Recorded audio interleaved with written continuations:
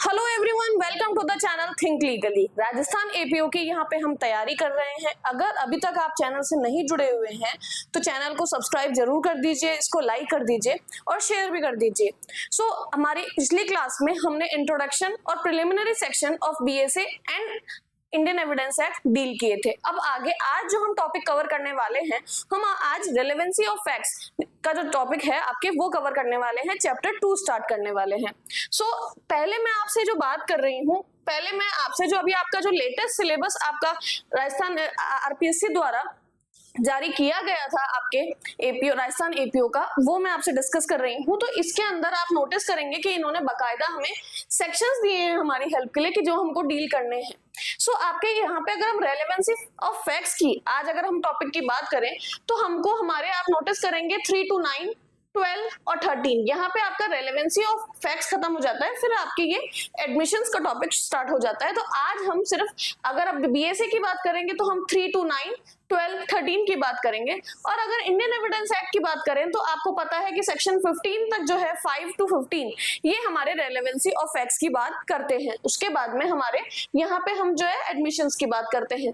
तो अगर हम आप डीपली देखेंगे, अगर आप जैसे कि हम स्टार्ट करने वाले हैं, आप अपने बीएसए और इंडियन एविडेंस एक्ट दोनों को ही साथ में लेके बैठ जाइए। आप अगर फिर अब आप सेक्शंस देख रहे हैं तो आप नोटिस कीजिएगा कि यहाँ पे जब हम सेक्शंस की बात कर रहे हैं तो कुछ सेक्शन यहाँ पे तो गिवन है बट वो यहाँ पे मिसिंग है, बट क्योंकि दोनों जगह सेम ही है तो इसलिए हमको कवर तो 15 तक सारे ही सेक्शंस कवर करेंगे। Okay, so let's start today's class. अब हमने ना पिछली क्लास में देखा था, तो आज जो हम सेक्शन 3 से स्टार्ट करने वाले हैं तो वो ये जो है आप यहाँ तक हम डील करने वाले हैं। तो यहाँ तक सेक्शन 13 हो गया है और यहीं तक हमारा इसमें इंडियन एविडेंस की बात करें तो ये सेक्शन 15 की बात करता है। पहला सेक्शन आपको बेरेक में दिख रहा होगा कि ये फैक्ट्स एंड इशू की बात कर रहे हैं। ये जो आपका चार्ट है इसको आपको अच्छे से याद कर लेना है क्योंकि नंबर जो शिफ्ट हुए हैं उन्हीं में से क्वेश्चंस जरूर आएंगे। तो let's start with section 3 of BSA और वी कैन से सेक्शन 5 और ऑफ इंडियन एविडेंस एक्ट। तो सेक्शन 5 और आपका 3 ये क्या बात करता है, हम यहाँ पे बात करते हैं कि कौन रेलेवेंसी ऑफ फैक्ट्स की बात करते हैं। अगर मैं बेरेक निकालूं तो इसकी प्रॉपर आप पहले एक बात सोचिए कि आप इतना तो आप भी मूवीज में या अगर आप प्रैक्टिस कर रहे हैं तो आप सभी को ये बात पता है, हमको पता है कि आपने कोई भी कोर्ट में अगर कोई बात कहते हैं तो उसके लिए आपको एविडेंस देना जरूरी है। जहां हमने बात करी मे प्रिज्यूम वाली बात, तो वहां पे हम लॉ का तो प्रिजम्पशन नहीं देंगे, नहीं होगा, बट आपको फैक्ट्स का तो आपको एविडेंस देना पड़ेगा ना, जो आपने फैक्ट बोला है। तो एविडेंस जो है उसके लिए क्या होगा, एक आपको ऑब्वियसली एक फैक्ट एंड इशू होगा। हमने पिछली क्लास में डेफिनेशंस में पढ़ा था कि फैक्ट एंड इशू क्या है। तो ये जो है ये आपको फिर से मैं रिवाइज करवाते हुए बता रही हूँ कि फैक्ट एंड इशू क्या बात करता है। फैक्ट एंड इशू उन फैक्ट्स की बात कर रहे हैं हम यहाँ पे जिसमें हमको डिफाइन कर रखा है कि एक्चुअली में मैटर क्या है, व्हाट हैपेंड। जो इसका आंसर देता है वो हमारे वो फैक्ट्स कहलाते हैं फैक्ट एंड इशू, अगर मैं इजियर लैंग्वेज में बात करूं। और फिर तो एविडेंस कब बनता है, जब व्हाट हैपेंड वो फैक्ट्स के साथ आप relevant facts, the supporting cast, the connections that make the what happened probable. अब व्हाट हैपेंड का आंसर कौन देगा, कैसे हुआ, हाउ इट हैपेंड।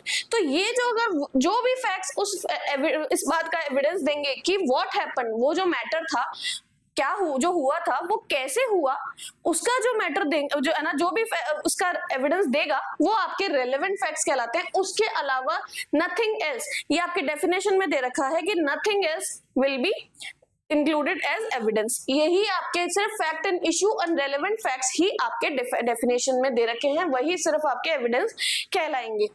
सेक्शन 5 या 3 में बोलूं, आप इसको स्टार लगा के इसकी लैंग्वेज अच्छे से याद कर लीजिए। स्पेशली आपके मेंस पॉइंट ऑफ व्यू से बहुत इंपॉर्टेंट सेक्शन है क्योंकि जब भी आप कोई मेंस का आंसर लिखते हैं, अगर आप कहीं पे भी आप एविडेंस की रेलेवेंसी ऑफ फैक्ट्स की बात कर रहे हैं और आप अगर आंसर अपना इसकी लैंग्वेज से करेंगे तो ये आपका आंसर बहुत अच्छे से फ्रेम करने में अच्छा लगेगा, अच्छे मार्क्स आएंगे। उसके लिए आपके लिए सेक्शन 3 जो है या आपका सेक्शन 5 बोले इंडियन एविडेंस एक्ट का, इसकी अच्छे से कर लीजिए।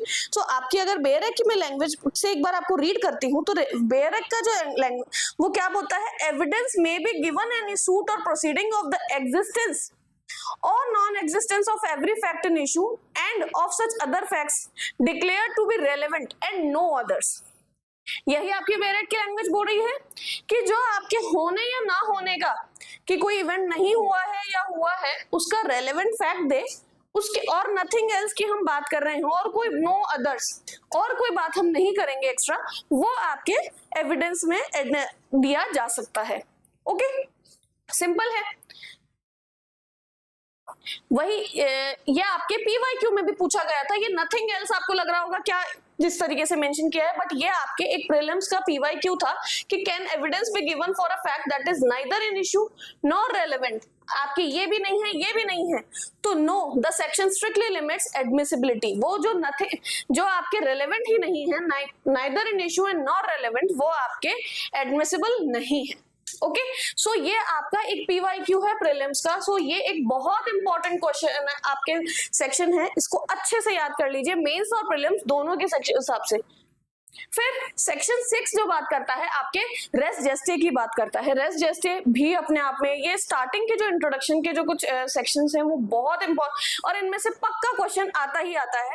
ये रेस जेस्टे वाली जो बात थी, अब एक जो रेस जेस्टे का सबसे पहली बात आप ये लिख लीजिए कि ये हो सकता है क्योंकि आपके एक प्रीलिम्स में क्वेश्चन भी बनता है, कई जगह मैंने देखा है एग्जाम में, कि ये रेस जेस्टे का कंसेप्ट आया कहां से। तो ये एक ब्रिटिश केस था जिससे ये कंसेप्ट आया था, आर वर्सेस फॉस्टर।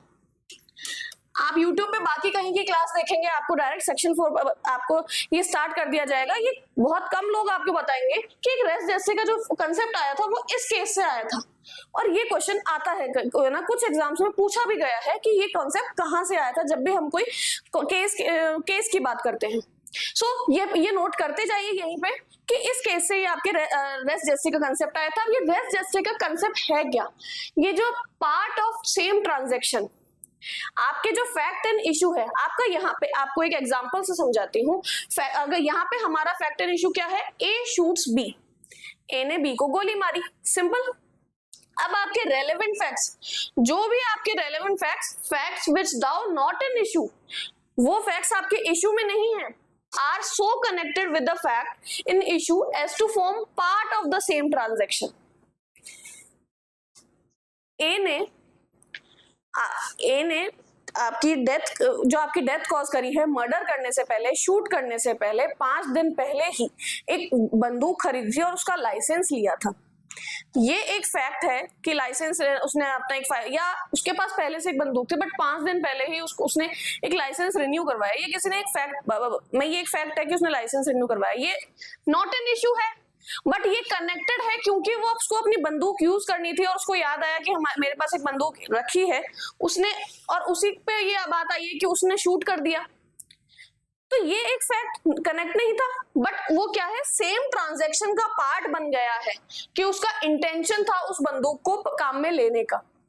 वैसे तो आपको पता है बहुत कम लोग ऐसे होंगे कि हाँ मुझे गोली मारनी, चलो लाइसेंस रिन्यू करवाते हैं, बट मैं आपको एक एग्जांपल दे रही हूँ कि वो इमीडिएट नहीं है, वो एक पार्ट बन रहा है ट्रांजैक्शन ऑफ इवेंट्स का, जो कि आपके एट द एंड आपका इवेंट हो रहा है उसका। So the sound of gunshot, किसी ने ऐसे बोला कि मैंने दुकान खोली ही थी कि मुझे मेरे पीछे वाले दुकान के पीछे से आवाज ना, पीछे जो गार्डन है उसमें से बंदूक की ठस करके आवाज आई।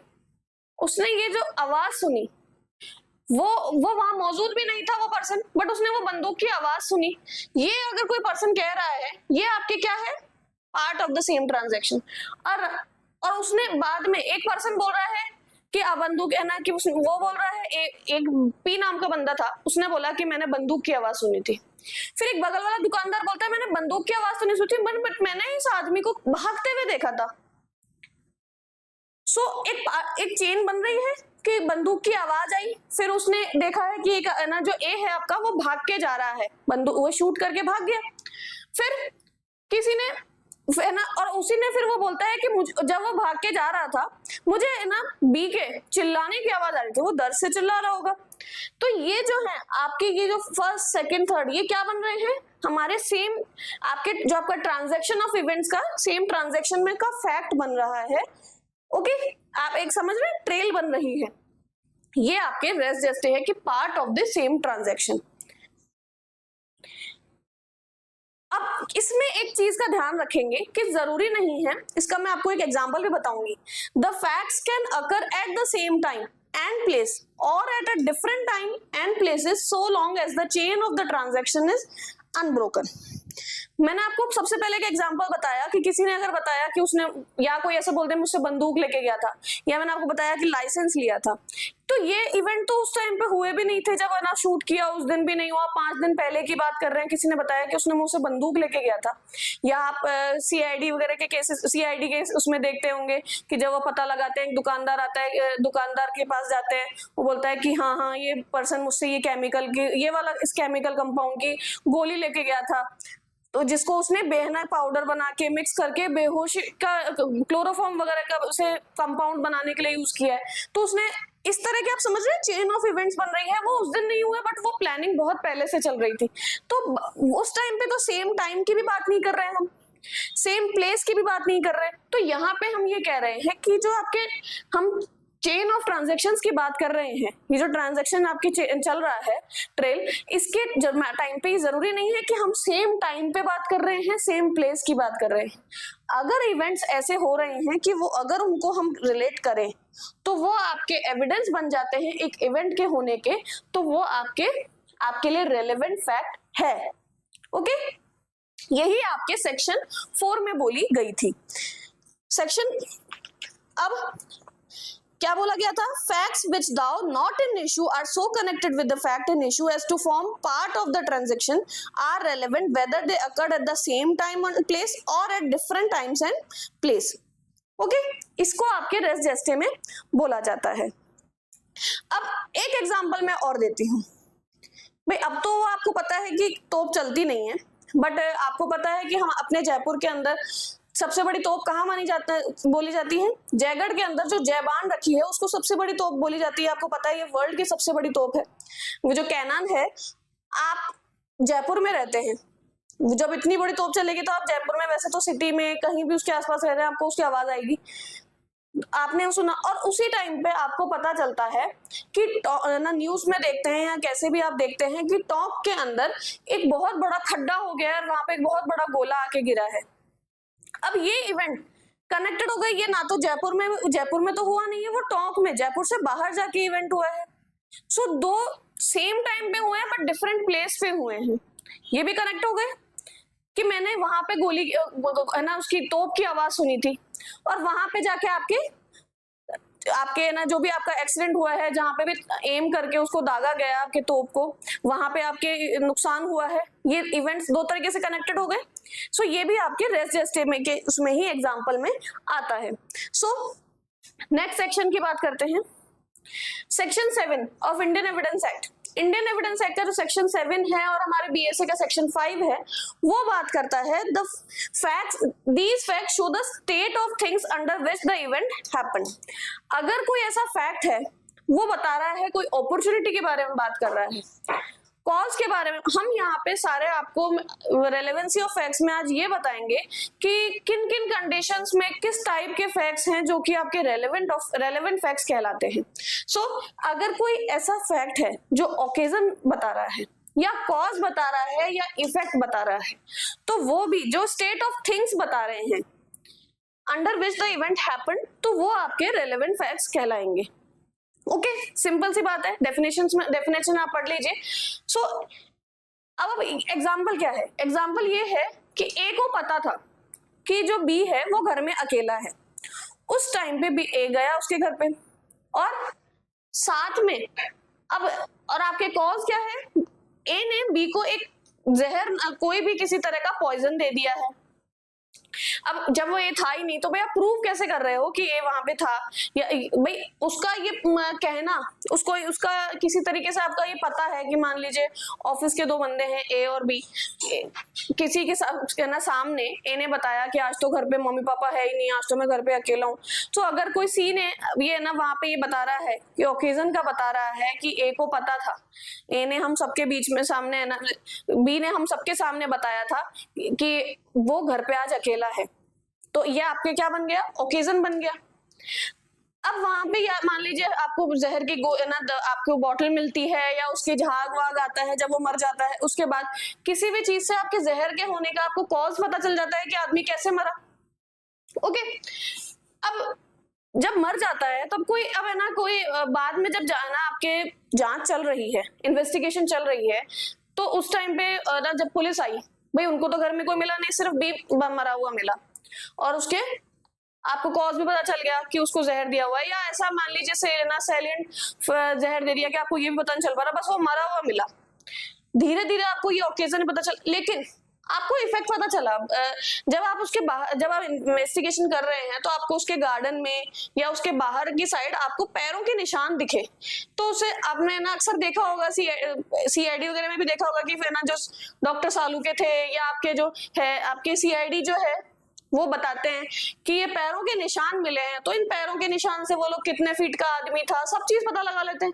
तो ये आपका जो पता चला, ये भी अपने आप में एक रेलेवेंट फैक्ट बन जाता है कि किसी आदमी के घर से बाहर जाने के निशान हैं, और भाई वो तो अंदर मरा हुआ है तो वो तो गया नहीं था, तो कोई और आदमी आया था जो घर से बाहर गया है आपके, लीडिंग अवे फ्रॉम बीज रूम, या वो मान लीजिए कीचड़ से आया और वो जिस रूम में वो मरा हुआ है उसके रूम के बाहर वहां पैरों के निशान दिख गए।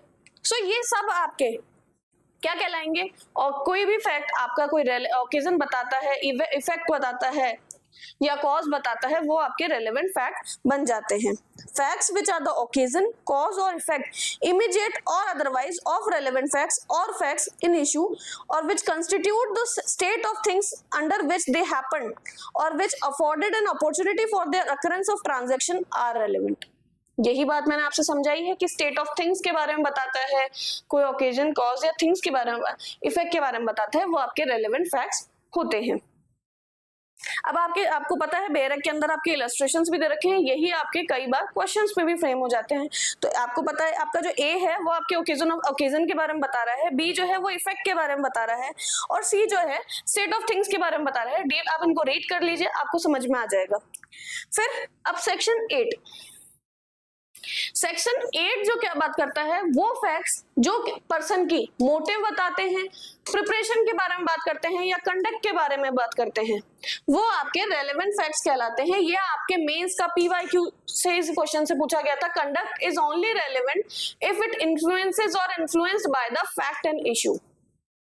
कंडक्ट जो है भाई उस पर्सन की क्या क्या काम करता है वो उससे मैटर नहीं करता, जो उसने कंडक्ट, उसका जो कंडक्ट था वो उससे क्या हो रहा है, हमारे फैक्ट एंड इशू से रिलेट हो रहा है, तो वो हमारे लिए एक रेलेवेंट फैक्ट कहलाता है। Okay, mayor statements accompanying conduct don't suffice unless they explain the conduct. कि ये हमें जो कोई एनाटॉमी ऑफ क्राइम बताता है कि कोई क्राइम क्यों किया गया था या कैसे किया गया था, वो आपके रेलेवेंट फैक्ट कहलाते हैं। कि एक ए जो था उसने उधारी ले रखी थी बी से, और बी अब उससे बार बार मांगने लग गया था कि टाइम ए ना, आपको तो भाई बार बार बोलते रहते हो, 1 महीना हो गया, 2 महीना हो गया, ऐसे करते करते आपने 6 महीने निकाल दिया, आपने मेरे पैसे नहीं दिए, अब तो मुझे नहीं पता, मैं ना कल आपकी बाइक ले जाऊंगा अगर आप मेरे पैसे नहीं थे। तो ए के पास पैसे नहीं थे तो उसको कुछ समझ नहीं आया और उसने बी का मर्डर कर दिया। तो ये फैक्ट कि ए ओड बीज मनी, ये आपके मोटिव बताता है कि उसने उसको क्यों मारा। प्रिपरेशन, ए ने फिर एक वेपन खरीदा, मारने के लिए वेपन खरीदा या उसका गला घोटने के लिए रस्सी खरीदी, इस तरीके का अगर आपको कुछ पता चलता है उसमें आपको, अब ये हम बात इसलिए कर रहे हैं कि एक आदमी वो बहुत से सामान खरीदता है, वो गया था, अगर आपके वहां पे ग्रोसरी आपके पास वाला, आपके घर के पास वाला, एक के घर के पास वाले ग्रोसरी वाले में ने ऐसे बोलता है कि मेरे घर से, वो रोज सामान लेता है वहां से, तब तो सारे फैक्ट्स तो रेलेवेंट नहीं बने, बट उसने मर्डर से 1 दिन पहले वहां से रस्सी खरीदी थी, और वो है ना, और जब वो पता चलता है कि बी का मर्डर कैसे हुआ है, रस्सी से गला घोट के मारा गया है। तो ए ने रस्सी खरीदी थी पिछले ही दिन, ये एक अपने आप में रेलेवेंट फैक्ट बन जाता है कि he was doing preparation. Okay, फिर कंडक्ट द एक्शन प्रीवियस, ए ने पिछले दिन बी को धमकी दी थी कि मैं तो पैसे नहीं दे रहा, अगर मुझसे ज्यादा मांगोगे तो मैं तुम्हें जान से मार दूंगा, इस तरह की कोई धमकी दी है। और फिर क्या हुआ, ए एब्सकॉन्डेड आफ्टर द मर्डर। फिर दूसरा, अब ये जो है हम यहाँ पे अब जो कंडक्ट है दो तरह की बात कर रहे हैं हम। जो आपका एक्शन है, आपने मर्डर से इवेंट, जो आपका इवेंट हुआ है, फैक्ट एंड इश्यू है, उससे पहले का प्रीवियस कंडक्ट की भी बात करते हैं, एंड सब्सिक्वेंट कंडक्ट जो आपने बाद में आपका कंडक्ट था उसकी भी बात कर रहे हैं। कि आपने धमकी दी है तो आपके पहले का कंडक्ट हो गया कि पिछले दिन ही उसने धमकी भी दी थी। ओके, धमकी नहीं दी भाई आपको, ना तो सुबह आपको बोल के गया और है ना आपने सोच लिया कि यार मेरे पास तो पैसे नहीं, मैं उसको मारता हूँ, लेकिन आप मारने के बाद भाग गए। ए एब्सकॉन्डेड आफ्टर द मर्डर, वो भाग गए, आप लापता हो, तो ये आपके अगेंस्ट एक रेलेवेंट फैक्ट बन जाता है कि आप क्यों भागे, आपने कुछ किया तभी तो भागे। तो ये आपका एक कंडक्ट का जो है रेलेवेंट फैक्ट बन जाता है। अब ये जो आपका सेक्शन है explaining, introducing and fixing identity, ये आपका बहुत इंपॉर्टेंट क्वेश्चन है आपका। अगर आप आप अगर लॉ की ग्रेजुएशन कर रहे हो या आपको एग्जाम देते आ रहे हो तो आपको पता होगा कि ये एक बहुत इंपॉर्टेंट सेक्शन है। और ये हमारे किस बारे में बात करता है, ये हमारे बात करता है आइडेंटिफिकेशन परेड के बारे में। जब भी एविडेंस एक्ट यूज किया जाता है तो 90% टाइम इसको यूज किया ही जाता है। इसको दूसरा नाम है आइडेंटिफिकेशन परेड।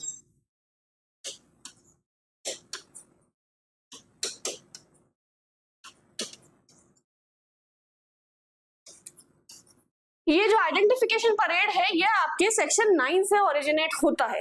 ओके, इसका दूसरा नाम से मेरा मतलब यही है कि जब भी हम आइडेंटिफिकेशन परेड करते हैं, आइडेंटिफिकेशन परेड मतलब क्या होता है, आपने मूवीज में या आपने कोई क्राइम सीरीज में देखा होगा कि जो आपके विक्टिम है उसको ऐसी कांच के सामने रखा जाता है कि आपके जो अक्यूज है उनको विक्टिम नहीं दिखता है। और आपके स्पेशली ये आपके रेप विक्टिम्स, चाहे आपके पॉक्सो एक्ट से रिलेटेड हो या आपके रेप विक्टिम हो, उस कंडीशन में ये यूज किया जाता है। कोई और सेक्सुअल आपने है ना हरासमेंट या आपने ऐसा कोई क्राइम किया है, वहां पे यूज किया जाता है कि जब विक्टिम ऐसी हालत में नहीं है कि उसको अक्यूज के सामने भी लाया जाए, तब ये ऐसा किया जाता है। या आप वैसे भी अगर ऐसा कोई नॉर्मल इस तरह का कोई क्राइम नहीं है तो फिर नॉर्मल भी आमने सामने लाया जाता है। ओवरऑल विक्टिम को सामने लाया जाता है, सारे आपके अक्यूज को या ना जो हैं उनके सामने लाया जाता है और फिर ऐसे बोला जाता है कि आप बताओ कि इनमें से कोई पर्सन आपके क्राइम से रिलेटेड था, उस टाइम पे मौजूद था, इनमें से किसी को आप जानते हो, आपको लगता है कि इसने ये क्राइम किया है। ये आप देखते होंगे अक्सर, यही इसी को हम कहलाते हैं आइडेंटिफिकेशन परेड। ओके, तो ऐसा कोई फैक्ट जो फिक्सेस टाइम और प्लेस, एक्सप्लेन करता है कि आपका जो, जैसे एग्जांपल आपका मर्डर हुआ, आपका मर्डर नहीं, आपको एक है ना पुलिस वालों को एक डेड बॉडी मिलती है। अब उनको यही नहीं पता कि मर्डर कब हुआ था, है ना बारिश हो रही है, उनको तो है ना बस बॉडी मिली कि कब मरा हुआ था। तो एक एक्सप्लेन जब उसके बारे में पता किया गया तो बताया गया कि ये 7 बजे तक है ना अपने ऑफिस से फ्री हुआ था और ये नॉर्मली डेली अपने 8 बजे तक अपने घर आ जाता है। लेकिन अब फिर तो है ना वाइफ बता रही है कि मेरी 7:30 बजे हस्बैंड से बात भी हुई थी, वो बोल रहे थे कि मैं आ रहा हूँ। अब 9 बज चुके हैं या अगले दिन हो चुका है, तब है ना आपके बारे में पता कर रहे हैं, सुबह अगले दिन की बात है, सुबह तक बात कर रहे हैं। तो अब इससे क्या है, एक टाइम और फिक्स प्लेस किया गया कि 7:30 तक बात हुई है तो 7:30 के बाद ही इस पर्सन का मर्डर हुआ है। वो वहां जहां कहाँ था, उसने क्या एक्सप्लेन किया, वो वहां से कहाँ तक आया होगा, सीसीटीवी फुटेज देखी जाएगी। तो इन सब जो आपके ऐसा कोई फैक्ट ऐसा होगा जो आपके फिक्स टाइम या प्लेस फिक्स करता है, establishes identity of a person और थिंग। ऐसा कोई एक्ट है, जैसे मान लीजिए विक्टिम ऐसे बोले कि मुझे ये तो याद नहीं मेरा किसने मर्डर किया है ना, किसने मुझे मारा था, किसने मुझ पे ना अटेम्प्ट किया था, इसने हर्ट किया था, या मान लीजिए अटेम्प्ट टू मर्डर का केस है। बोले मुझे ये तो याद नहीं मुझे कौन मार रहा था, बट ये है कि मैंने ना देखा था कि उसके हाथ में एक कुल्हाड़ी थी और उस पर रेड पेंट हो रखा था।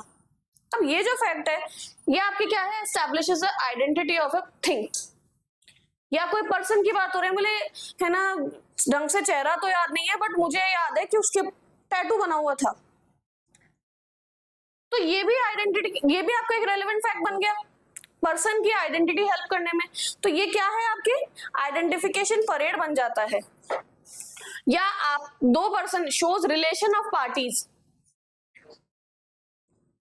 आप बता रहे हैं कि ये जो पर्सन है इसने मेरा है ना इसने मेरे संग ऑफेंस नहीं किया, बट ये जो पर्सन है इसका फ्रेंड है, या इसको मैं सुबह मिली थी और इसी को पता था कि आज तो मैं ना वहां पे मैं उस पार्क में जाने वाली हूँ, और तो किसी को पता नहीं था। तो ये वो जब अक्यूज से ना रिलेशन में होगा तभी तो अक्यूज को पता चलेगा कि ये जो बी है वो वहां उस पार्क में मिलेगा मुझे उस टाइम पे।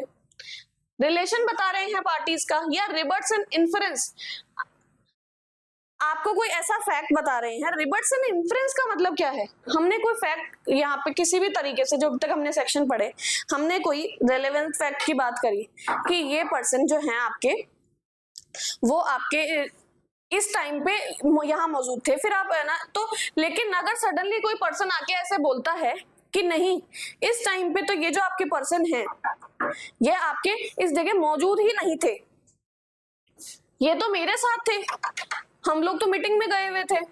तो अगर ऐसी सिचुएशन आती है, जो रेलेवेंट फैक्ट जो आपका है उसका रिलेशन बता रहा है, रिबट कर रहा है उसको, इन्फरेंस में जो आपने इन्फरेंस निकाला है उसको रिबटल दे रहा है, तो वो भी आपका रेलेवेंट फैक्ट बन जाता है। क्या कर रहे हैं हम यहाँ पे, एक्सप्लेन कर रहे हैं। हमने यहाँ पे क्या बात करी, जब हमने ना यहाँ बात करी तो हमने इंट्रोड्यूस की बात करी है, या आपने जब हमने आइडेंटिटी फिक्स करी है किसी चीज से, आपको ये पता चल गया कि अक्यूज कौन था, या जो हमने वेपन यूज किया है वो क्या था, तो वो आपके फिक्सिंग आइडेंटिटी की बात करता है। तो ये सभी आपके रेलेवेंट फैक्ट्स कहलाते हैं। ओके,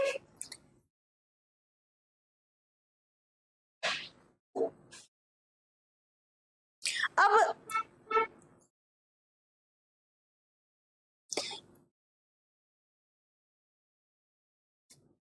नेक्स्ट सेक्शन जो आपकी बात करता है सेक्शन 10 और बीएसए का सेक्शन 8, अगर ये देखें तो ये आपके कोर्स में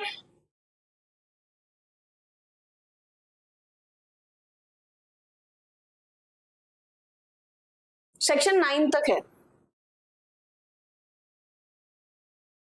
ओके, सो सेक्शन 10 बात करता है हमारे कॉन्स्पिरेसी की। ऐसा कोई फैक्ट है जो फैक्ट्स किसी ए बी सी पर्सन के ना उसने किसने क्या कहा, वो ये ना एनीथिंग सेड और डन और रिटन, इसने कहा, इससे कहा, सी से बी ने कहा, अगर ये तीनों साथ में एक कॉमन डिजाइन का भी आपको टर्म दे रखा है। कॉमन डिजाइन क्या है, अब यहाँ पे मान लीजिए तीन फ्रेंड्स है आपके ए बी और सी, ये तीनों ऑफिस के बाद एक चाय की थड़ी पे मिले थे।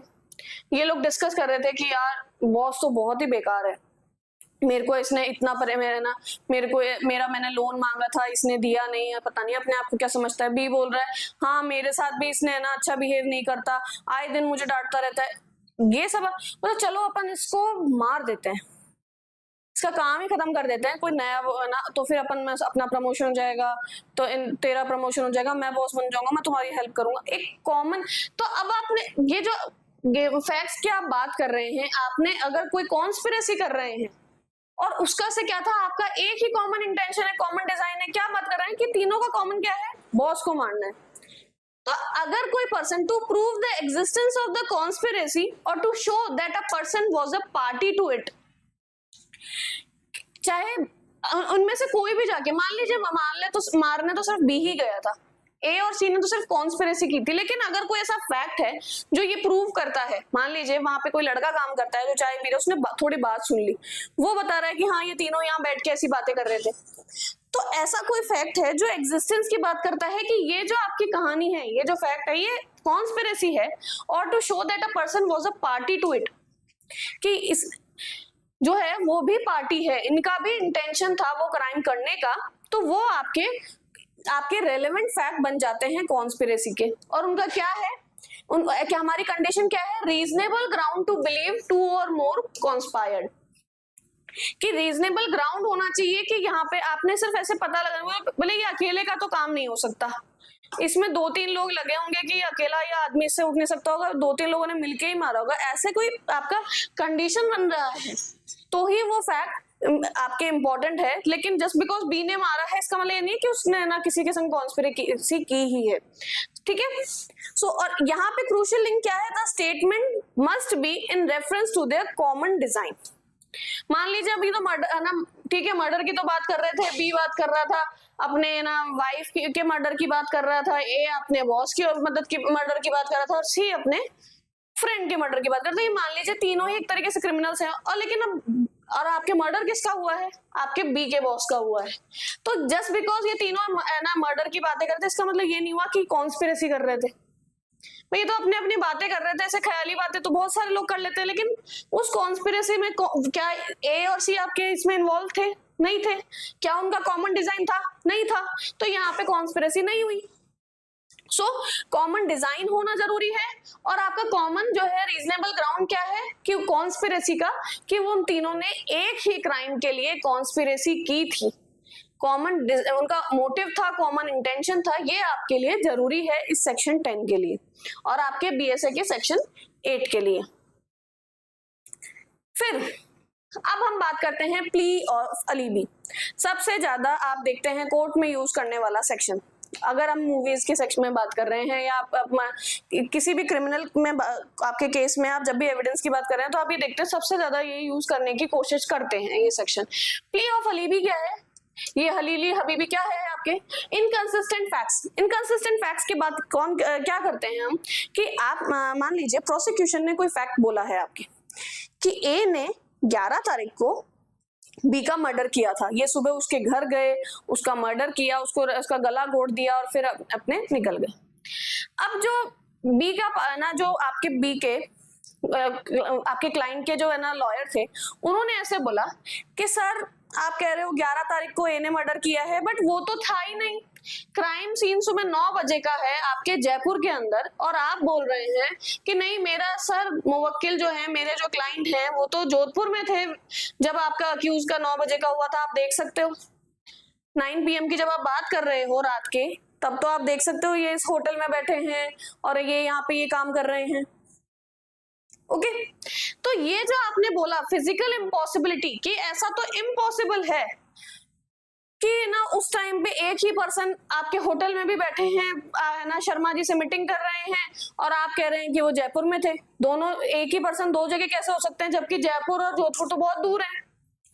सो ऐसे अगर कोई फैक्ट्स, प्ली ऑफ अलीबी आपकी बात ऐसी ना ये यूज कर रहे हैं कि आप तो वहां पे थे ही नहीं, इनकंसिस्टेंट फैक्ट की बात कर रहे हैं, कि वहां पे फिजिकल इम्पॉसिबिलिटी की बात कर रहे हैं, तो ये आपका रेलेवेंट फैक्ट है, और ये क्या है, इसको बोलते हैं हम plea of alibi. Facts not otherwise relevant becomes relevant. तो यहाँ पे हम क्या बात कर रहे हैं कि आपका एक फैक्ट बोला गया कि बी जो है वो 11 तारीख को जोधपुर में मीटिंग कर रहे थे, हिल्टन में होटल में बैठ के शर्मा जी से मीटिंग कर रहे थे।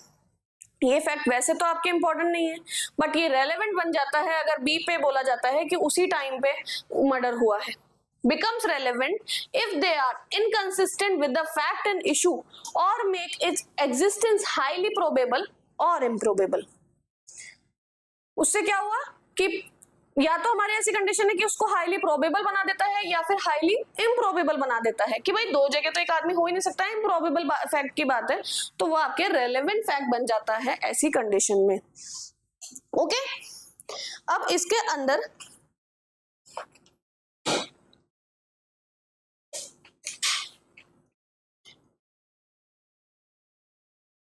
वर्ड अलीबी का मतलब क्या है, ये जो वर्ड अलीबी का मतलब है एल्सवेयर। ओके अब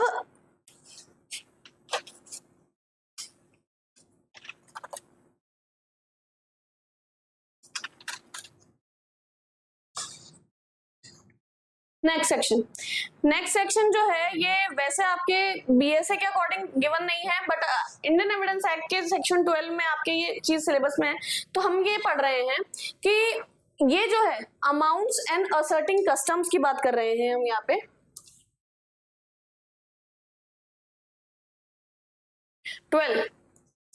12 आपके यहाँ पे गिवन नहीं है, बट ये बीच में आ रहे हैं, तो ठीक है, ये आपके उसमें नहीं है, बट बीच में ही सेक्शन आ रहा है, तो मैं इसको कवर तो कर रही हूँ। ये ऐसे बोलता है कि कोई ऐसा फैक्ट है जो आपके डिटरमाइन कर रहा है अमाउंट किस चीज का, डैमेजेस का, कि उसने ना उसकी, मान लीजिए कि आपका ऑफेंस ये है कि आपने बी के घर में आके तोड़फोड़ करी। अब कितनी करी, तो वो बता रहा है कि ये जो है आपने जो टीवी तोड़ा था ये 85,000 का था, ये एलईडी जो आपने तोड़ी थी। जो in suits for damages any fact enabling the court to determine the amount is relevant. Court के अंदर कोई ऐसा ना जो आपको ऐसा कुछ बता रहा है कि कितना अमाउंट डैमेजेस में लेना चाहिए, वो आपके लिए इंपॉर्टेंट है। When a right or custom is in question, any transaction by which it was created, modified or denied is relevant along with particular instances of its exercise।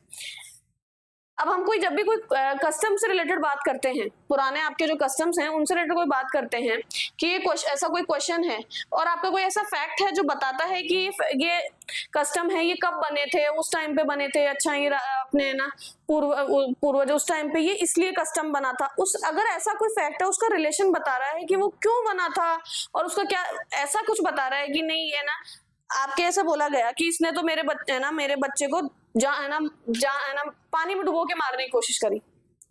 फिर बी बोले कि सर मैंने पानी में डुबो रहा था, मैं तो फादर हूँ और मैं क्या कर रहा था, बैप्टिज्म कर रहा था चर्च के अंदर। आपको पता होगा क्रिश्चियंस के अंदर जब कोई बेबी बॉर्न होता है तो उसके अंदर, जैसे अपने हिंदूज में अपने ना बच्चा जन्म लेता है तो जलवा, कई तरह के अपने कस्टम्स हैं, तो उसी तरीके से क्रिश्चियंस के अंदर वहां पे चर्च में उसके सामने जो प्योर वाटर, उनके जो प्योर वाटर बोला जाता है, उससे मतलब कि भगवान उसको आशीर्वाद दे रहे हैं और पूरी उनकी जो कई लोग कम्युनिटी के सामने उसके बैप्टिज्म की कस्टम किया जाता है। तो आप उसका बता रहे हैं, आप उसका प्रूफ दे रहे हैं कि देखिए हमारे इस तरीके से हमारे बाइबल के अंदर इसका ये दे रखा है। आप जो प्रूफ दे रहे हैं वो आपके क्या है, ट्रांजेक्शन जो आपने इवेंट किया कैसे क्रिएट हुआ या फिर ये मॉडिफाई हो गया। अब ऐसा पहले तो ऐसे किया जाता था, अब इतना सा किया जाता है कि बच्चे को ऐसे टिका के उसमें पानी के छींटे देते हैं, फिर आमीन बोला जाता है कि हाँ इस बच्चे को आशीर्वाद दीजिए, अपनी लाइफ में खुश हो।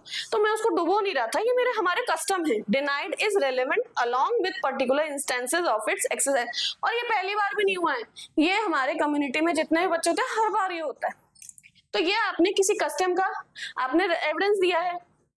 अब section 14 proving the guilty mind की बात कर रहे हैं। बीएसए का ये सेक्शन 12 है कि अगर कोई आपके फैक्ट है जो किसी पर्सन का इंटेंशन बताता है, नॉलेज बताता है, good faith, negligence, ill will, goodwill, state of body बताता है कि फिजिकल इंजरीज या बॉडीली फीलिंग्स बताता है, तो वो सारे फैक्ट्स आपके इंपॉर्टेंट हो जाते हैं। और आपके ये आप देख सकते हैं ये कई जगह आपके सेक्शन 14 पूछा गया है। Explain the dictum actus non facit reum, nisi mens sit rea. ये आपका जो आपके लीगल मैगजिम है, ये जो है ये आपके गिल्टी माइंड की बात है कि जो एक्सप्लेन करता है कि उसका एक्ट का क्या है, एक्ट का फैक्ट्स हैं उसको एक्सप्लेन करता है कि उस टाइम पे आपकी क्या मेंस रही, आपका क्या इंटेंशन था, वो आपको एक्सप्लेन करता है। An act does not make a person guilty unless there is a guilty mind. आपको पता है कि कोई पर्सन है उसका एक्ट सिर्फ गिल्टी क्योंकि उसने वो क्राइम किया होने, तो उसका गिल्टी माइंड था वो करने का, तभी वो एक्ट जो है उसके कारण वो गिल्टी कहलाता है। सेक्शन 14 और सब क्लॉज 14 और 12 provides the evidentiary mechanism to prove this underline mens rea by showing facts that establish fact this specific state of mind, कि उसने नेग्लिजेंस से किया है, उसको नॉलेज थी, कोई इंटेंशन की बात कर रहे हैं कि उसको मर्डर करने का इंटेंशन था, चोरी करने का इंटेंशन था, इसने गुडविल और ये चीज जो है, अब यहाँ पे ये वर्ड्स इसलिए यूज किए गए हैं गुड फेथ, गुडविल, ये इसलिए अभी जैसे मैंने आपको लास्ट एग्जांपल बताया, जब हम डिफेंस की बात कर रहे हैं तो यही आपके जो सेक्शन है ये आपको डिफेंस में यूज किया जाता है कि मैंने ये जो एक्ट किया था मैंने गुड फेथ में किया था, मुझे पता ही नहीं था कि मेरे ना मैं तो उसकी जान बचा रहा था, मुझे पता ही नहीं था कि उसको एलर्जी है इस चीज से। समझ रहे हैं आप? या मैंने मान लीजिए कि ए ने बी को एप्पल खिला दिया, नॉर्मल सी बात थी। अब दूसरा फैक्ट ये है बी को एप्पल से एलर्जी थी, ये आपके फैक्ट तो है ना। अब जो है आपके दो तरह के फैक्ट आए, फैक्ट की बात कर रहे हैं हम। एक बोलता है कि ए को पता था कि बी को एलर्जी है, या हम दूसरा फैक्ट ये बोलता है कि ए को ये इस चीज का पता ही नहीं था। हम ये प्रूव कर रहे हैं कि ए तो अभी मिला ही, नया नया फ्रेंड बना था, उसने तो सोचा कि भाई बी के मैं घर जा रहा हूँ, चलो एप्पल ले चलता हूँ, वो ले गया। उसका मारने का इंटेंशन नहीं था या उसको हर्ट करने का इंटेंशन नहीं था, उसको पता ही नहीं था। वो तो गुड फेथ में उसके लिए एप्पल लेके गया था कि चलो बी के चोट लग गई है, उससे मिलने जा रहा हूँ, एप्पल ले जाता हूँ। तो ये दोनों ही डिफेंस में भी काम करता है, और अगर आपका बैड इंटेंशन है तो ये आपके प्रोसिक्यूशन में हेल्प करता है ये सेक्शन। अब last but not the least ये हमारे कोर्स में है। तो एक दूसरा क्या है कि एक एक्ट जो आपके हुआ है वो चाहे एक्सीडेंटली हुआ है या वो इंटेंशनल हुआ है, आपका इंटेंशन प्रूव करने के जो फैक्ट्स हैं, show that the act formed part of series of similar occurrence. अगर वो ऐसा हुआ है तो वो आपके एक्सीडेंट है या इंटेंशन था आपका करने का, ऐसा कुछ बता रहा है कि या तो आपका इंटेंशन खराब था या आपसे एक्सीडेंटली हुआ है, वो सारे आपके रेलेवेंट फैक्ट्स बन जाते हैं। If it happens once it's an accident, it happens thrice, 3 times in the exact same way it's a relevant fact showing intention। अब इसका सबसे बड़ा एग्जांपल आप सभी को पता है, अभी रिसेंटली क्या चल रहा है, हमारे जो पुणे में लोहागढ़ फोर्ट का जो अभी है ना जो मर्डर केस हुआ है, जो एक लड़की ने अपने फियांसे को मारा था। तो आपको अभी तक पता है कि ये इन्वेस्टिगेशन में पता चला था कि उसको पहले भी लोहागढ़ फोर्ट लेके गई थी, वहां से पहले भी धक्का देने की कोशिश करी थी, बट उस टाइम पे केतन, वो जो आपका जो जिस पर्सन की डेथ हुई है केतन, वो पहले बच गया था। तो पहली बार नहीं लेके गया था, दूसरी बार में जब वो फिर जब वो गिरा है और मर गया है, उस टाइम पे भी वो शी वाज क्राइंग कि बहना चिल्ला रही थी कि बचाओ, वो गिर गया, बचाओ बचाओ। तो वो दूसरे वाले को जो वहां पे दूर खड़ा है उसको क्या लगेगा कि भाई ये तो जेन्युइनली कोई पर्सन गिर गया और बहना चिल्ला रही है। बट ये जैसे जैसे आप कनेक्ट कर रहे हैं, ट्रांजैक्शन चल रहा है, तो ये तब पता चलता है ये एक्सीडेंट नहीं था, ये आपके प्लान्ड मर्डर था, ये पहले भी हो चुका था। और ये भी बताया गया है कि उसके पास प्लान बी भी था ना, प्लान सी भी था कि अगर ये अभी भी नहीं गिर के नहीं मरता है तो हम दूसरे तरीके से मारेंगे। तो ये क्या बता रहा है, इंटेंशन बता रहा है। ये आपने पहले नहीं किया, ये जो आपके वो जिस तरीके से वहां लेके गई, धक्का दिया, ये जो आपके क्या है सीरीज ऑफ इवेंट्स जो आप बता रहे हैं, ट्रांजैक्शन की जो हम बात कर रहे हैं कि कैसे हुआ, इसको उसी जगह पे दोबारा लेके गई, ये जो है आपके क्या बता रहे हैं, गिल्टी इंटेंशन की बात कर रहे हैं। तो ये आपका वो आपके रेलेवेंट फैक्ट बन जाते हैं। सो रेलेवेंसी रेलेवेंसी ऑफ फैक्ट्स का जो टॉपिक है वो इसी तरीके से आज हमारा फिनिश हुआ है। सो आपके जो है ना, अब जो मैं आपसे बात करूं, ये मैंने आपको टेबल स्टार्ट में भी दिखाई थी, तो अब इसको आपको अच्छे से रट लेना है। हम कहां से बात कर रहे हैं, 3 से लेके 14 तक की बात करें। अब आप सोचेंगे मैंने बीच में मैं ना इसको कोर्स पता, इसने कोर्स में था नहीं बट फिर भी बता दिया। अब मैं आपको बताती हूँ मैंने क्यों बताया। आपको इसलिए पढ़ा है कि ताकि आप उस चीज से कंफ्यूज नहीं हो कि ये पढ़ा था ये नहीं पढ़ा था। एविडेंस एक्ट तो आपको सारा ही पढ़ के रहना चाहिए, किसी भी एग्जाम्स में आ जाए। तो 3 से 13 हमने यहाँ पे डिस्कस किए, यहाँ पे 5 से 15 डिस्कस करे, फैक्ट एंड इशू, ये सारे आपने। अब जो है आपको मैं कीवर्ड्स बता रही हूँ इन सेक्शंस को याद करने के। अब 5 जो था उनमें हमने फैक्ट एंड इशू की बात करी थी, और ये फैक्ट एंड इशू क्या था, गेटवे, जो आपका गेटवे था कि यहाँ पे जो ना आपके एविडेंस की बात कर रहा है कि उस गेट जो है आपका एविडेंस का, वहां पे कौन कौन से एडमिसिबिलिटी ऑफ एविडेंसेस की बात कर रहे हैं कि कौन कौन से एविडेंस हैं माने जाएंगे, कौन से एविडेंस नहीं माने जाएंगे। तो यहाँ पे फैक्ट एंड इशू और रेलेवेंट फैक्ट ये 2 ही माने जाते हैं। हो गया आपका सेक्शन। फिर सेम ट्रांजैक्शन, रेस जस्टे के नाम से ये सेक्शन था।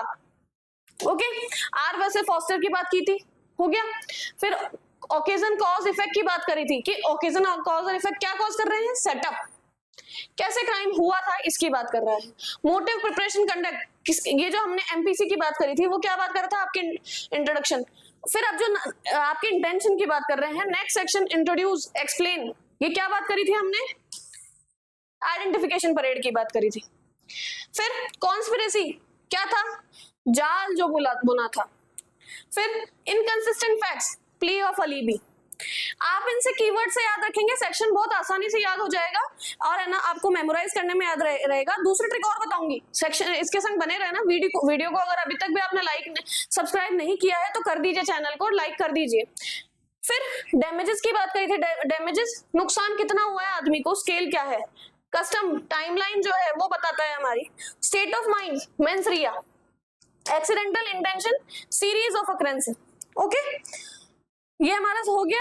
आज हमने ये सेक्शंस कवर की। अब दूसरी ट्रिक की जो मैं बात कर रही हूँ, इनको कैसे याद रखें भाई, आगे थोड़ा सा डिस्टर्ब हो जाता है। अभी तक जो रेलेवेंसी ऑफ फैक्ट्स की बात करें, अगर आप देखेंगे सेक्शन 22 तक है, लगभग यही आपकी ट्रिक काम करती है कि आपके जो बीएसए जो है, आपने अभी तक जो आपके आप याद कर रहे हैं -2 कर दीजिए और आपका बन जाएगा बीएसए। देख लीजिए आप, हो रहा है। -2 कर दीजिए, आपके बीएसए के सेक्शंस आपको याद हो चुके हैं। अगर आपको एविडेंस याद है, एक के सेक्शंस याद कर लो, +2 कर दो तो आपके एविडेंस बन जाता है। या आपको एविडेंस अभी तक याद है, -2 कर दीजिए, आपके बीएसए के सेक्शन हो गए और आपका रेलेवेंसी ऑफ फैक्ट्स बीएसए के अकॉर्डिंग याद कंप्लीटली हो गया है। और इसी के साथ अब कल जो है हम नेक्स्ट क्लास के अंदर एडमिसिबिलिटी की, एडमिशंस की बात करेंगे, एडमिशन जो आपने किया है उनकी बात करेंगे। सो चैनल के साथ बने रहिए और प्लेलिस्ट देखिए कि राजस्थान एपीओ में क्रैश कोर्स में आपने जो टॉपिक्स नहीं पढ़े हैं तो पढ़ लीजिए और लाइक जरूर कीजिए, शेयर जरूर कीजिए इस चैनल को। Thank you very much.